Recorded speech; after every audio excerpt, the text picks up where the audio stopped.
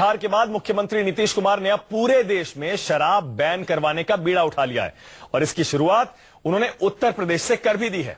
प्रधानमंत्री के संसदीय क्षेत्र बनारस में आज नीतीश कुमार ने शराबबंदी पर लंबा चौड़ा भाषण दिया और मोदी को सीधी चुनौती दे दी। दम है तो बीजेपी शासित राज्यों में शराब बैन करवाइए। सब जानते हैं कैसे शराबबंदी के वादे ने नीतीश को बिहार जीतने में भारी मदद की थी।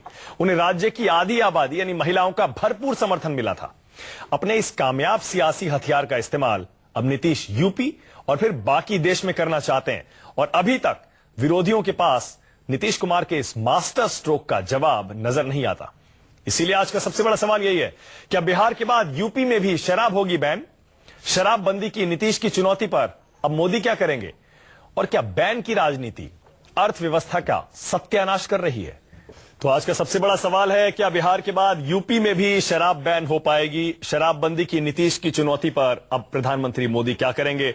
और क्या बैन की राजनीति अर्थव्यवस्था का सत्यानाश कर रही है? इसी पर बहस करेंगे। बीजेपी से संबित पात्रा यहां स्टूडियो में आ गए मेरे साथ। कांग्रेस ने इस डिबेट में शामिल होने से इनकार कर दिया है। आप वजह समझ सकते हैं, क्योंकि कांग्रेस नीतीश कुमार के साथ बिहार में गठबंधन में है, जबकि केंद्र में सत्ता दोबारा हासिल करने का एक सपना देखती है। माफ करिएगा अगर कांग्रेस को सपना बुरा लगता है, तो एक उनका लक्ष्य तो है ही। इसके अलावा मेरे साथ समाजवादी पार्टी से जूही सिंह जुड़ रही हैं, जो कि अखिलेश सरकार में मंत्री भी हैं। जेडीयू से मेरे साथ निहोरा यादव जुड़ रहे हैं। जेडीयू बिहार में शराब बैन लागू कर चुकी है और पूरे देश में इसे लागू करवाना चाहती है। मौलाना अंसार रजा यहां स्टूडियो में है, गरीब नवाज फाउंडेशन के चेयरमैन।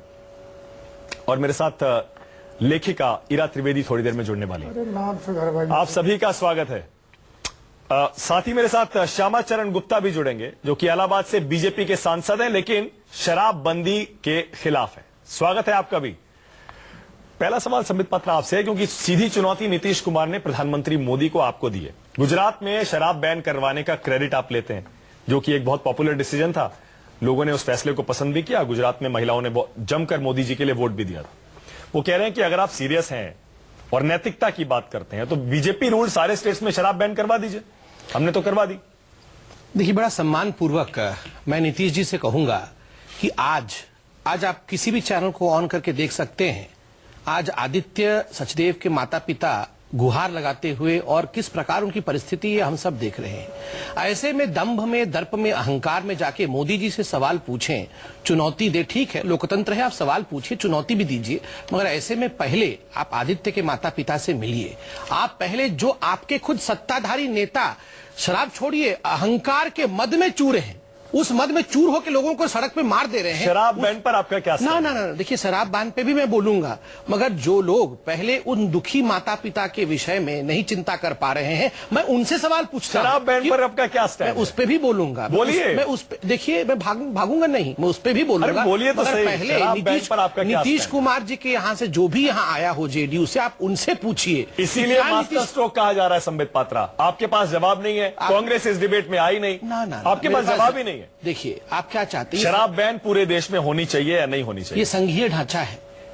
शराब जो है, alcohol is a state subject, industrial alcohol central subject. तो बीजेपी रूल स्टेट्स तो आपके हाथ में है। देखिए, वो होना चाहिए या नहीं होना चाहिए? गुजरात में हुआ था। ये अपनी स्टेट, अपनी वाणिज्य को ध्यान में रखते हुए, क्योंकि शराब इंडस्ट्रियल शराब हो या स्टेट, सिर्फ वाणिज्य एक इकलौता। देखिए, वाणिज्य और वहां की परिस्थिति, बिहार में जिस प्रकार का जंगल राज हुआ था, उसको संभालने के लिए आवश्यक था। क्या जंगल राज अभी संभला है या नहीं, उस पर हम चिंतन करेंगे, मगर ये सारे राज्य के मुख्यमंत्री संघीय ढांचे। वैसे आपका स्टैंड क्लियर है, क्योंकि बीजेपी रूल्ड स्टेट्स में गुजरात को छोड़ दीजिए तो शराब बैन नहीं है। उसी से आपका स्टैंड क्लियर हो जाता है, यानी कि आप शराब बैन नहीं करवाना चाहते हैं। जूही सिंह, आप क्या कहती हैं? जूही सिंह, क्या यूपी में शराब बैन होगी? कहा कि संघीय ढांचा है, ठीक है, मुख्यमंत्री पूरे परिस्थिति को ध्यान। जूही सिंह, क्या यूपी में शराब बैन होगी? नीतीश कुमार कह रहे हैं यूपी में करवाएंगे, आप बताइए। नीतीश कुमार जी की सरकार अभी यूपी में नहीं है, अभी वो घोषणाएं कर रहे हैं। बिहार में उन्होंने कहा कि हम शराब बैन इसलिए कर रहे हैं कि महिलाओं पर अत्याचार कम होंगे, गुंडागर्दी कम होगी, लॉ एंड ऑर्डर संभलेगा। ये सब चीजें तो मुझे दिखाई नहीं देती हैं। दूसरी बात, शराबबंदी का वो एक रूल बना रहे हैं और एक बैन का लॉ बना रहे हैं। हमारे पास ऑलरेडी बहुत सारे वैधिक प्रावधान हैं, जिससे कि ये मानसिकता जो है, शराब की स्मगलिंग हम रोक सकते हैं, इलीगल शराब हम रोक सकते हैं, बहुत सारी डेथ्स जो है वो जहरीली शराब से हो जाती हैं। तो एक मानसिकता बदलने की जरूरत है। और दूसरी बात, ये समाज की डिमांड है, इसको हम कैसे कह सकते हैं कि हम ये सामाजिक मुहिम चला रहे हैं, अर्थव्यवस्था इससे अफेक्ट होती है। बहुत बढ़िया, जो भी बहुत बढ़िया। वास्तविकता जूही सिंह, है, आपने बहुत साफ स्टैंड लिया है। संबित पात्रा उतना क्लियर स्टैंड नहीं ले पा रहे थे, इनकी मजबूरियां, आपने बहुत साफ स्टैंड लिया है। समाज की डिमांड है और समाज अगर चाहता है, इसीलिए हम बैन नहीं लगा सकते। श्यामाचरण गुप्ता जी, आप तो बीजेपी के सांसद हैं। श्यामाचरण गुप्ता जी, नीतीश कुमार कह रहे हैं कि बैन होना चाहिए न सिर्फ बिहार के बाद, यूपी में, पूरे देश में। आप क्या कहते हैं?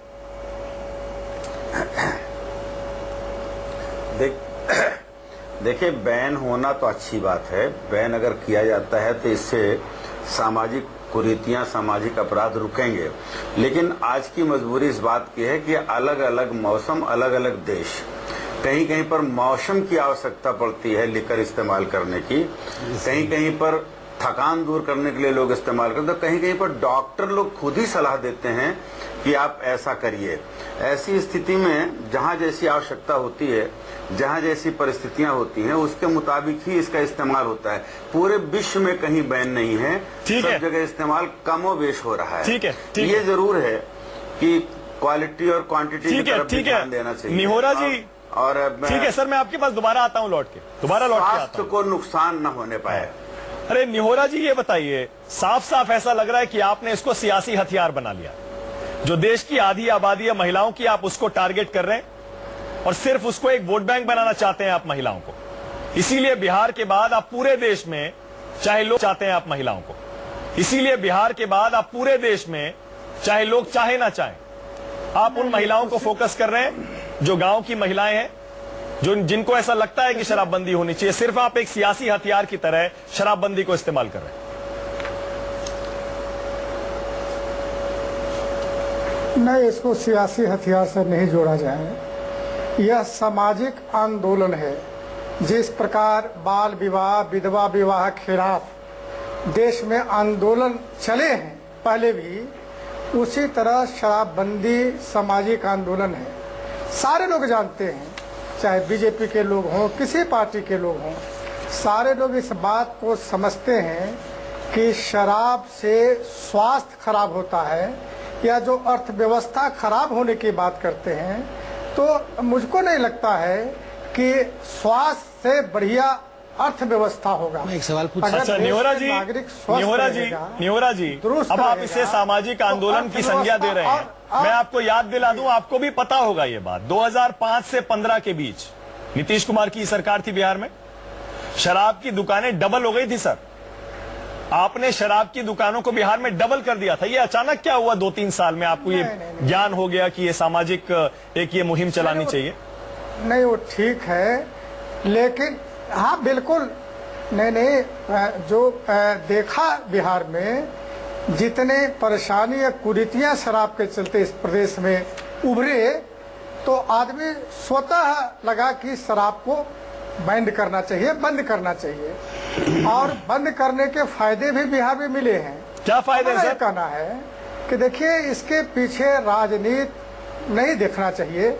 नहीं, जो परिवार टूट रहे थे, पति पत्नी का संबंध टूट रहे थे, घर के आर्थिक स्थिति खराब हो रहे थे, आपस में झगड़े हो रहे थे, वो तमाम चीजें शराब बंद के बाद, बंदी के बाद, वो तमाम चीजें धीरे धीरे समाप्त हो गए।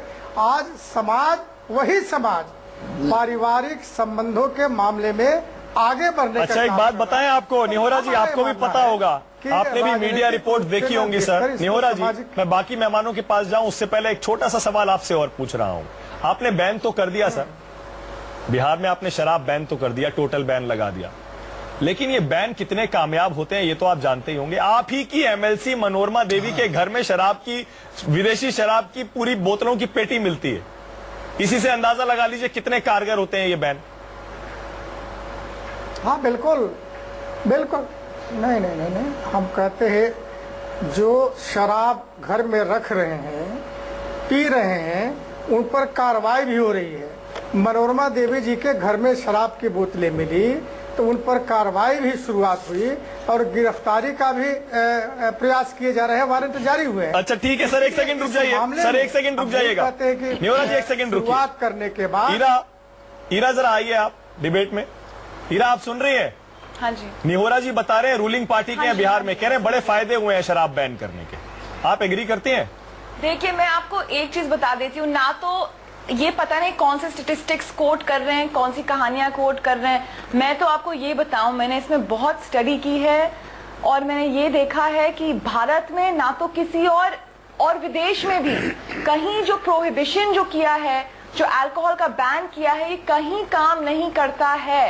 इनफैक्ट इसको अमेरिका में भी किया था, यूके में भी किया था, बहुत सारे देशों में किया था और एंड रिजल्ट जो होता है वो यही होता है कि जो अल्कोहल की दुकानें हैं वो सब बढ़ जाती हैं, बॉर्डर्स में ठेके लग जाते हैं, लोग कंजम्पशन ज्यादा करते हैं, प्राइसेस ज्यादा होते हैं, लोगों का एक्सप्लॉयटेशन ज्यादा होते हैं। और मुझको तो ये लगता है कि आप लोग थोड़े से लॉन्ग टर्म चेंजेस क्यों नहीं करते? ये तो आसान है कि हर चीज बैन कर दीजिए, इसको शराब को बैन कर दीजिए, बीफ को बैन कर दीजिए, हर चीज को बैन कर दें। बस जो लॉन्गर स्टैंडिंग चेंजेस हैं, जो अपने सोसाइटी में हम एजुकेशन लाएं, लोगों को रिहेबिलिटेशन दें, जिनको अल्कोहल की प्रॉब्लम्स है वो तो पिएगा।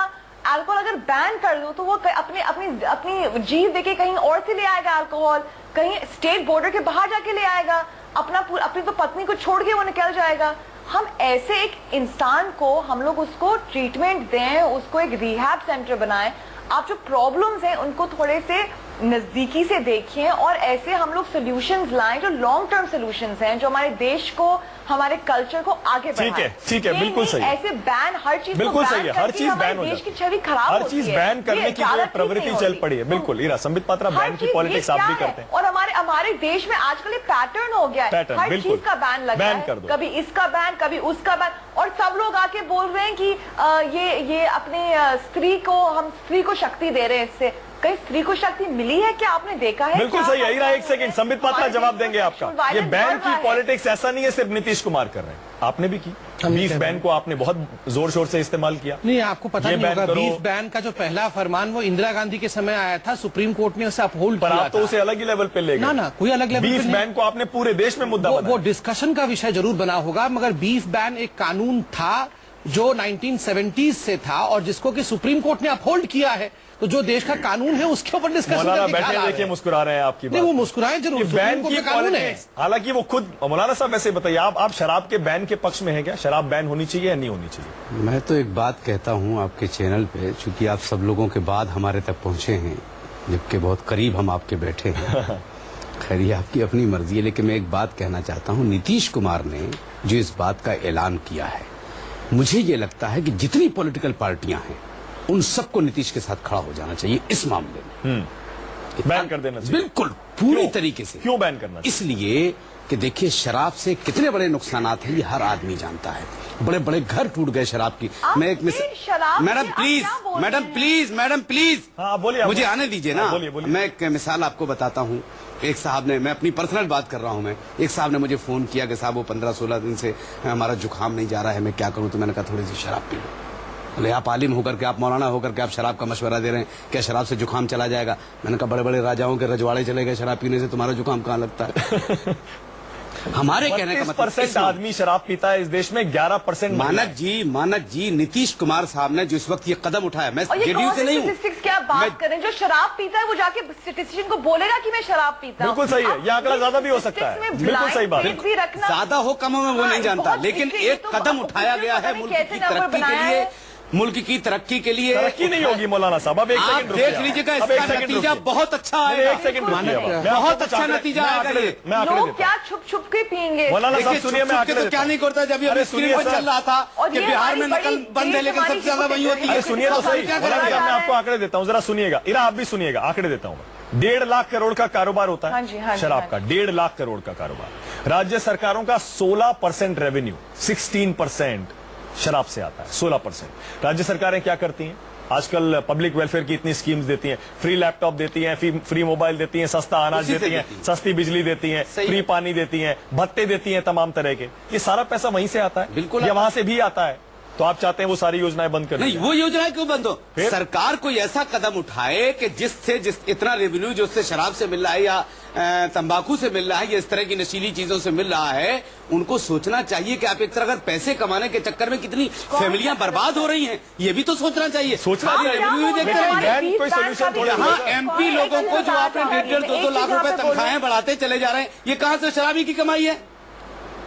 अच्छा डॉक्टर पात्रा, एक और आंकड़ा देता हूं। कहाँ से आ रहा है ये? एक और एक आंकड़ा चीज देता हूं, एक और आंकड़ा देता हूं। नहीं, इरा एक एक सेकंड, इरा एक सेकंड, एक सेकंड, इरा सिर्फ एक और सेकंड। एक बात मैं अरे आपको मौलाना बता साहब। दूं, मानक जी माफी के साथ, ये समाजवादी पार्टी की हमारी मोहतरमा बैठी है, इज्जत के साथ मैं इनसे एक बात कहना चाहता हूं, मुलायम सिंह यादव के लिए खतरे की घंटी हो गई है ये नीतीश कुमार का आज का बयान। और अगर मुलायम सिंह ने सपोर्ट नहीं किया तो उत्तर प्रदेश की जनता इतने साल के लिए पीछे भेज देगी मुलायम सिंह यादव को कि पता नहीं चलेगा। सर आप सोच रहे होंगे, अच्छा, इसका मतलब आप शराब बांटेंगी? आप उनका प्रतिनिधित्व कर रहे होंगे। हम प्रतिनिधित्व नहीं कर रहे सुन तो हैं। लीजिए, सुन तो लीजिए उन्हें क्या कह रही हूँ। मुद्दा आप भटका रहे हैं सर। इतनी असंवेदनशील और इतने गंभीर मुद्दे पर इस तरह की बात करना कि मैं शराब बांटूंगी, ये बहुत ही नॉन सीरियस बात है। मैं मुद्दे से भटकना नहीं चाहती हूँ। ये एक रेवेन्यू का सोर्स है, आप कोई भी सोर्स ऐसे नहीं बता पा रहे हैं कि जिसको हम इसको सब्स्टिट्यूट कर सकें। दूसरी बात, अगर समाज चाहेगा, अगर उत्तर प्रदेश का समाज चाहेगा कि शराब बंदी हो जाए और इससे हमारे सारे जो गंभीर मुद्दे हैं, जैसे महिलाओं पर अत्याचार, गुंडागर्दी, लॉ एंड ऑर्डर का ब्रेकडाउन, सांप्रदायिक ताकतों को रोकना, ये सब इससे हल हो जाएंगी। ये मुश्किलें तो हम जरूर इसको अपने घोषणा कैसे हल होंगी? आज तक तो आपने किया नहीं, इतने साल से सरकार है आपकी। लेकिन आप ध्यान रखिएगा, वो तो कुछ कर नहीं सकी आप लोग। सर मैं एक और बात कहूंगी कि इससे बहुत 20 लाख लोगों का रोजगार भी इससे जुड़ा हुआ है, रेवेन्यू भी आती है। और अगर आप तो फिर आप लोग खाली यादव लोगों को ही नौकरी देंगी क्या? वहाँ शराब जो शराब के ठेके में लगे हुए हैं उनको ला करके कहीं दूसरी जगह नौकरी पे लगाइए। इतना बड़ा उत्तर प्रदेश है, कहीं और लगाइए। इतना बड़ा उत्तर प्रदेश है, कहीं और लगाइए। जाति सूचक इस तरह के आरोप न लगाइए। जाति सूचक आरोप अभी हम बताएंगे ना इनको। नहीं ठीक है, वो ठीक है, क्योंकि हम शराबबंदी की बात कर रहे हैं। वोट बैंक की अलग का जवाब नहीं देना चाहती हूँ। नहीं, आपके पास क्या? एक सेकंड मौलाना साहब, एक सेकंड, जाति सूचक मत बोलिए। छोटा सा ब्रेक लेना पड़ेगा। संबित पात्रा, ब्रेक पर जाने से पहले छोटा सा कमेंट मैं आपसे चाह रहा हूँ, छोटा सा कमेंट। एक मैडम, कम होगी आप बोले। देखिए, जूही जी ब्रेक के बाद आ रहा हूँ। जूही जी ने सही कहा, बड़ा गंभीर मामला है तो गंभीरता से हम बात करें। एफडीआई में हम दुनिया की नंबर 1 कंट्री है। जी। ये एफडीआई कहाँ से आएगा अगर आपने शराब बैन कर इसी पे दिया? देखिए, टूरिस्ट कहाँ से आएगा? आप पहले सुनिए जरा। हर चीज बैन। एक सेकंड हर चीज बैन। मैं जरा कंप्लीट कर लूं। आप देखिए, नीतीश कुमार जी, आपने सही कहा, इतने वर्षों तक बिहार के मुख्यमंत्री रहे, आज तक उन्होंने ये मुहिम नहीं छेड़ा। आज जाके वो उत्तर प्रदेश में ये कह रहे हैं। नरेंद्र मोदी जी जब मुख्यमंत्री बने तभी उन्होंने बैन कर दिया था।